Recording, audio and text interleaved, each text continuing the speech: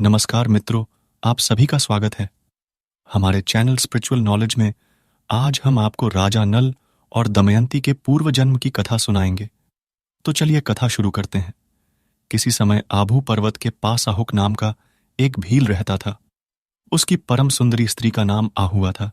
वह बड़ी पतिव्रता तथा धर्मशील थी। दोनों ही पति पत्नी बड़े शिव भक्त तथा अतिथि सेवक थे। एक बार भगवान शिव ने उनकी परीक्षा लेने का विचार किया। उन्होंने एक यति मानव का रूप धारण किया और संध्या के समय उन दोनों के घर पर जाकर कहने लगे, भील, तुम्हारा कल्याण हो। मैं आज रात भर यहीं रुकना चाहता हूं। क्या तुम दया कर एक रात मुझे अपने यहां रहने के लिए स्थान दे सकते हो? इस पर भील ने उनके भीमकाय शरीर को देखकर कहा, स्वामिन, मेरे पास स्थान बहुत थोड़ा है, उसमें आप कैसे रह सकते हैं? यह सुनकर निराश हुए। यति चलने को ही थे कि उस भील की स्त्री ने अपने पति से कहा, स्वामी, यति को लौटाइए नहीं। तनिक गृहस्थ धर्म का विचार कीजिए। ऐसा उचित नहीं होगा, इसलिए आप दोनों तो घर के भीतर रुक जाइए। मैं अपनी रक्षा के लिए कुछ बड़े अस्त्र शस्त्रों को लेकर दरवाजे पर बैठी रह जाऊंगी। उस भील ने मन में सोचा, बात यह ठीक ही कहती है, लेकिन इसको बाहर रखकर घर में मेरा रहना ठीक नहीं है, क्योंकि यह अबला है। अतः उसने यति तथा अपनी स्त्री को घर के भीतर रखा और स्वयं शस्त्र धारण कर बाहर बैठा रहा। दुर्भाग्य से भील दंपत्ति की वह आखिरी रात थी। थोड़ी रात बीतने पर हिंसक पशुओं ने घर के बाहर बैठे उस भील पर भयानक आक्रमण किया और उसे मार डाला। प्रातः काल होने पर यति और उस भील की स्त्री बाहर आए तो भील को मरा हुआ देखा। यति इस पर बहुत दुखी हुए, पर उस भील की पत्नी ने अपने आंसू छिपाते हुए उनसे कहा, महाराज, इससे दुखी मत होइए। ऐसी मृत्यु तो बड़े ही भाग्य से प्राप्त होती है। अब मैं भी इनके साथ सती होने जा रही हूं। इसमें तो हम दोनों का ही परम कल्याण होगा। ऐसा कहकर उसने अपने पति को चिता पर रखा और स्वयं भी वह उसी अग्नि में प्रविष्ट होने के लिए तैयार हो गई। इसी समय भगवान शंकर डमरू, त्रिशूल आदि अपने आयुधों के साथ वहीं प्रकट हो गए। उन्होंने बार बार उस भीलनी से वर मांगने को कहा, पर वह कुछ ना बोलकर ध्यानमग्न हो गई। इस पर भगवान शिव ने उसे वरदान दिया कि तुम दोनों का साथ चिरस्थायी होगा। अगले जन्म में तुम्हारा पति निषद देश के राजा वीरसेन का पुत्र नल होगा और तुम्हारा जन्म विदर्भ देश के राजा भीमसेन की पुत्री दमयंती के रूप में होगा। यह यति भी वहां हंस के रूप में होगा और यही तुम दोनों का संयोग कराएगा। वहां तुम दोनों असीम राज सुखों का भोग कर के अंत में दुर्लभ मोक्ष पद को प्राप्त करोगे। ऐसा कहकर ही भगवान शंकर वहीं अचलेश्वर लिंग के रूप में स्थित हो गए और कालांतर में यह दोनों भील दंपति नल दमयंती के रूप में जन्म लिए। सनातन धर्म के महाकाव्य और विश्व के सबसे बड़े ग्रंथ महाभारत में राजा नल और उनकी प्रेमिका दमयंती की बड़ी रोचक कथा आती है। एक बार ज्येष्ठ पांडुपुत्र धर्मराज युधिष्ठिर के विशेष आग्रह करने पर महर्षि बृहदश्व ने उन्हें नल दमयंती की कथा सुनाई, जो उन्हीं के शब्दों में इस प्रकार से थी। पांडुपुत्र, किसी समय में निषद देश में वीरसेन नाम के एक राजा हुआ करते थे। उनके पश्चात उनके पुत्र युवराज नल एक बड़े ही गुणवान, परम सुंदर, सत्यवादी, जितेंद्रिय, सबके प्रिय, वेदज्ञ एवं ब्राह्मण भक्त राजा सिद्ध हुए। ऐसा कहा जाता है कि उनकी सैन्य शक्ति बहुत विशाल थी। सम्राट नल स्वयं अस्त्र विद्या में अत्यंत निपुण थे। बड़े भारी वीर एवं बैताल उन्होंने सिद्ध किए थे। कहते हैं कि बिजली की गति से वे अस्त्रों की बौछार करते थे वे, और अपने शत्रुओं को संभलने का मौका ही नहीं देते। क्षत्रिय सम्राट नल अत्यंत वीर, योद्धा, उदार और प्रबल पराक्रमी तो थे ही, किंतु उनमें एक बड़ा भारी दुर्गुण था।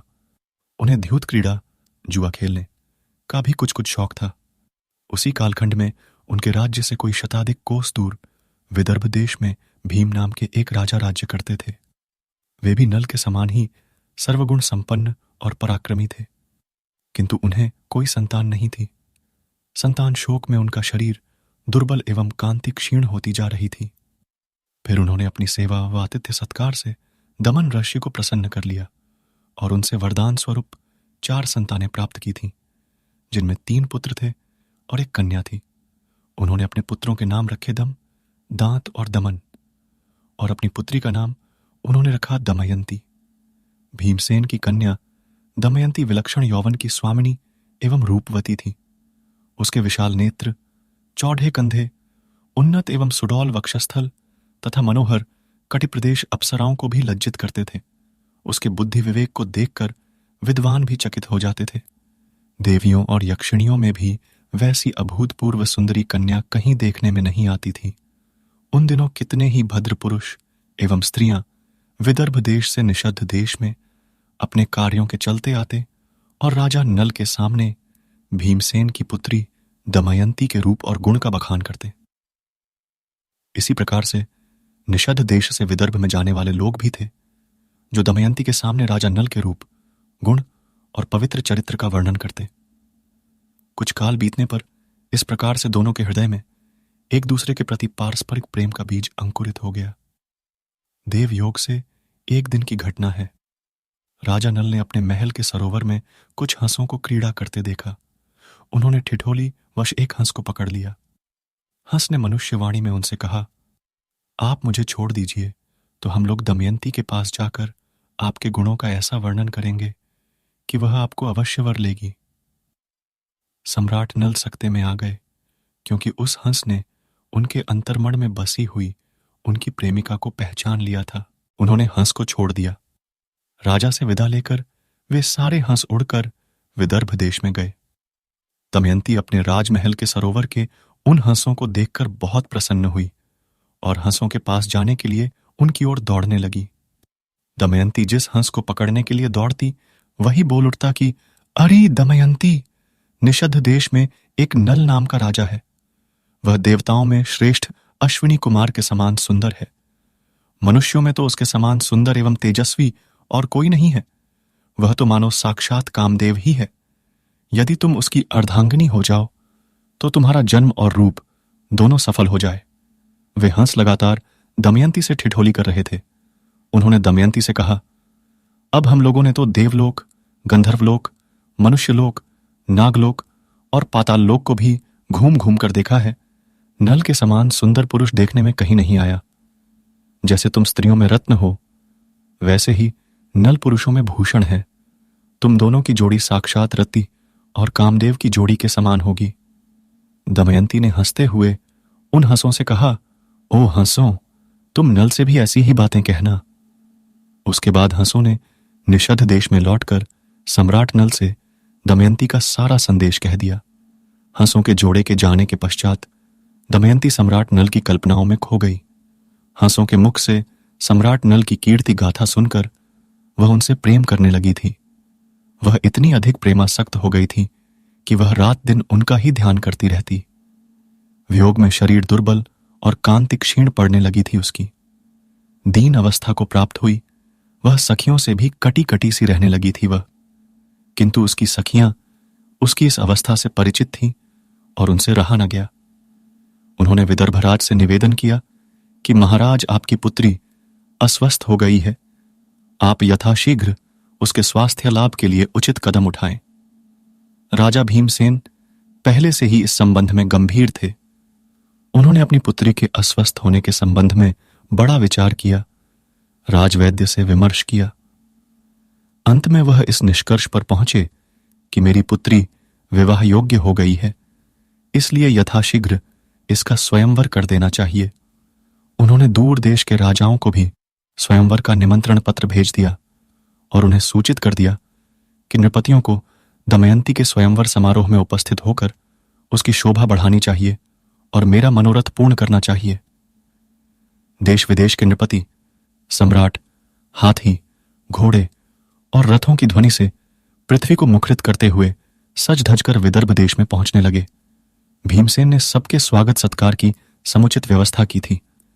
दैवयोग से कुछ ऐसा हुआ कि देवर्षि नारद और पर्वतराज के द्वारा देवताओं को भी दमयंती के स्वयंवर का समाचार मिल गया। विभिन्न स्वर्गों के इंद्र आदि समेत सभी लोकपाल भी अपनी मंडली और वाहनों सहित विदर्भ देश के लिए प्रस्थान किए। उधर सम्राट नल के चित्त को पहले से ही दमयंती ने हर लिया था। उन्होंने भी जगत सुंदरी दमयंती के स्वयंवर में सम्मिलित होने के लिए विदर्भ देश की ओर प्रस्थान किया।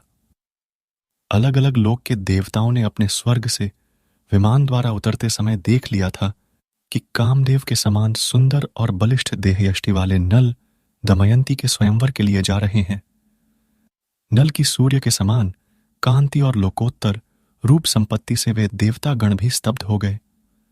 उन्हें लगा कि मनुष्यों में यह कौन है जिसके रूप और यौवन के सामने देवतागण भी मलिन दिखलाई पड़ रहे हैं।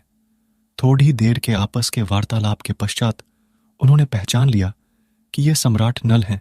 इसके पश्चात उन देवताओं ने अपने अपने विमानों को आकाश में ही स्थिर कर दिया और नीचे पृथ्वी पर उतरकर नल के सामने आ गए और उनसे कहा, हे सम्राट नल, आप बड़े सत्यव्रती हैं, आप हम लोगों की सहायता करने के लिए हमारे दूत बन जाइए। नल ने अपनी सहमति प्रदान कर दी और कहा कि ठीक है, करूंगा। फिर उनसे पूछा कि महाभाव, आप लोग कौन हैं और मुझे दूत बनाकर मुझसे कौन सा कार्य कराना चाहते हैं? इंद्र ने कहा, हम लोग देवगण हैं, मैं इंद्र हूं और ये अग्नि, वरुण और यम हैं। हम लोग दमयंती के स्वयंवर के लिए यहां आए हैं। देवताओं ने नल से आग्रह किया कि सम्राट, आप हमारे दूत बनकर दमयंती के पास जाइए और कहिए कि इंद्र, वरुण, अग्नि और यमदेवता तुम्हारे पास तुमसे विवाह करने के लिए आए हैं। इनमें से जो तुम्हें पसंद हो उस देवता को पति के रूप में स्वीकार कर लो। सम्राट नल ने एक उद्दड़ती हुई दृष्टि सभी देवताओं पर डाली और नमस्कार की मुद्रा में विनम्रतापूर्वक उनसे कहा कि हे देवराज, वहां आप लोगों के और मेरे जाने का एक ही प्रयोजन है, इसलिए आप मुझे दूत बनाकर वहां भेजें। यह किसी भी दृष्टिकोण से उचित नहीं है। जिसकी किसी स्त्री को पत्नी के रूप में पाने की इच्छा हो चुकी हो, वह भला उसको कैसे छोड़ सकता है और उसके पास जाकर ऐसी बात कह ही कैसे सकता है? यह आप लोग को स्वयं सोचना चाहिए। आप लोग कृपया इस विषय में मुझे क्षमा कीजिए और मेरा मार्ग निष्कंटक कीजिए।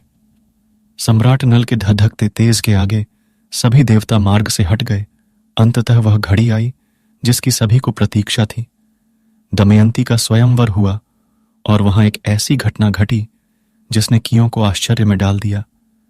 वास्तव में अब तक बहुत सारे नृपतियों में यह बात फैल चुकी थी कि सम्राट नल की बलिष्ठ एवं अत्यंत सुंदर देहयष्टि के आगे तो देवता भी मलिन दिखाई पड़ रहे थे, तो मनुष्यों की बात ही क्या।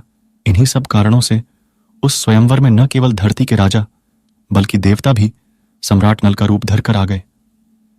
अब स्वयंवर में एक साथ कई नल खड़े थे।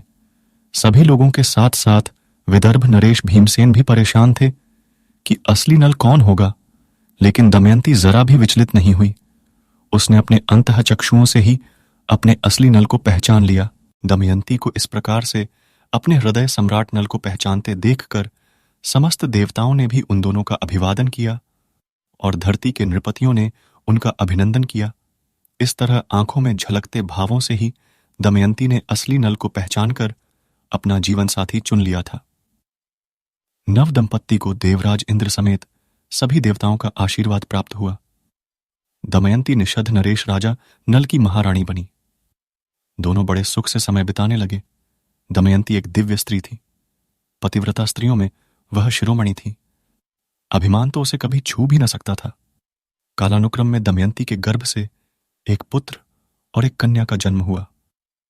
दोनों बच्चे माता पिता के अनुरूप ही सुंदर रूप और दिव्य मानवीय गुणों से संपन्न थे, किंतु समय सर्वदा एक सा नहीं रहता। दुख सुख का चक्र निरंतर चलता ही रहता है। वैसे तो महाराज नल गुणवान, धर्मात्मा तथा पुण्यश्लोक थे, किंतु उनमें एक प्रबल दोष था, द्यूत यानी जुए का व्यसन। नल के एक भाई का नाम पुष्कर था। वह नल से अलग रहता था। यद्यपि पुष्कर स्वयं व्यसनी था एवं नल से भयंकर ईर्ष्या करता था, किंतु नल के मन में उसके प्रति कोई दुराव नहीं था। भाग्य ने पलटा खाया और पुष्कर ने उन्हें द्यूत क्रीड़ा के लिए आमंत्रित किया। खेल आरंभ हुआ। भाग्य अत्यंत प्रतिकूल हो रहा था और नल इसका अनुमान तक न लगा सके। उस द्यूत क्रीड़ा में नल हारने लगे। उनका सोना, चांदी, रथ, राजपाट सब हाथ से निकल गया। महारानी दमयंती ने थोड़ा अनुमान लगा लिया था। उन्होंने प्रतिकूल समय जानकर तत्काल अपने दोनों बच्चों को विदर्भ देश की राजधानी कुंडिनपुर भेज दिया। इधर नल जुए में अपना सर्वस्व हार गए, यहां तक कि उन्होंने अपने शरीर के सारे वस्त्राभूषण उतार दिए। केवल एक वस्त्र पहनकर नगर से बाहर निकले। उनकी धर्मपत्नी दमयंती ने भी मात्र एक साड़ी में पति का अनुसरण किया। दोनों नगर के बाहर वन में आ गए रहने के लिए। एक दिन जंगल में राजा नल ने सोने के पंख वाले कुछ पक्षी देखे। नल ने सोचा, यदि इन्हें पकड़ लिया जाए तो इनको बेचकर निर्वाह करने के लिए कुछ धन कमाया जा सकता है। ऐसा विचार कर उन्होंने अपने पहनने का वस्त्र खोलकर पक्षियों पर फेंका, किंतु वे पक्षी वह वस्त्र लेकर उड़ गए। अब राजा नल के पास तन ढकने के लिए भी कोई वस्त्र न रह गया। नल का भाग्य प्रबल रूप से प्रतिकूल हो रहा था। नल अपनी अपेक्षा दमयंती के दुख से अधिक व्याकुल थे। एक दिन दोनों जंगल में एक वृक्ष के नीचे एक ही वस्त्र से अपना तन छिपाए आराम कर रहे थे। दमयंती को थकावट के कारण नींद आ गई। इसी समय राजा नल के मन में विचार आया, दमयंती को मेरे कारण बड़ा दुख सहन करना पड़ रहा है। जब तक मैं इसके साथ रहूंगा यह मुझे छोड़ियाच कर कहीं नहीं जाएगी। यदि मैं इसे इसी अवस्था में यहीं छोड़कर चल दूं तो यह किसी तरह अपने पिता और पुत्रों के पास पहुंच जाएगी। ऐसा विचार कर उन्होंने तलवार से दमयंती की आधी साड़ी को काट लिया और उसी से अपना तन ढककर तथा दमयंती को उसी अवस्था में छोड़कर वे चल दिए। दुखों की अधिकता से नल पूरी तरह टूट चुके थे। उन्हें अपने कृत्यों पर अत्यधिक पश्चाताप हो रहा था, किंतु नल ने अपने आप को संभाला और प्रण किया कि वो अपनी प्राणप्रिय पत्नी, अपने पुत्रों तथा अपने राज्य को वापस लेकर रहेंगे। उधर जब दमयंती की नींद टूटी तो बेचारी अपने को अकेला पाकर करुण क्रंदन करने लगी। भूख और प्यास से व्याकुल होकर वह भोजन की खोज में अचानक एक विशालकाय अजगर के पास चली गई और अजगर उसे निगलने लगा।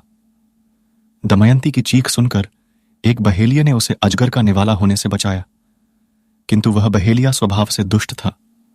उसने दमयंती के सौंदर्य पर मुग्ध होकर उसे अपनी काम पिपासा का शिकार बनाना चाहा, किंतु दमयंती ने उसे धक्का देकर भूमि पर गिरा दिया और श्राप देते हुए बोली, यदि मैंने अपने पति राजा नल को छोड़कर किसी अन्य पुरुष का कभी चिंतन न किया हो तो इस पापी बहेलिये के जीवन का अभियंत हो जाए।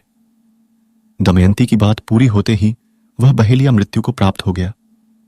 कालचक्र का पहिया घूमा। दैवयोग से भटकते हुए दमयंती एक दिन चेदिनरेश सुबाहु के पास पहुंच गई।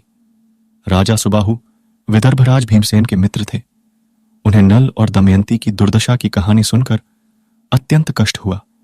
साथ ही इस बात का संतोष भी हुआ कि अब दमयंती अपने पिता के महल में सुरक्षित पहुंच जाएगी। उन्होंने दमयंती को यथोचित सम्मान के साथ उसके पिता के पास पहुंचा दिया और नल की खोज में अपने गुप्तचर विभाग को लगा दिया। अंततः दमयंती के सतीत्व के प्रभाव से एक दिन महाराज नल के दुखों का भी अंत हुआ। दोनों का पुनर्मिलन हुआ और उनके सौभाग्य का सितारा चमका।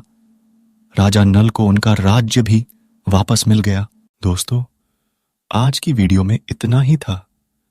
अगर आपको वीडियो अच्छी लगी हो तो वीडियो को लाइक करें और हमारे चैनल को सब्सक्राइब करें।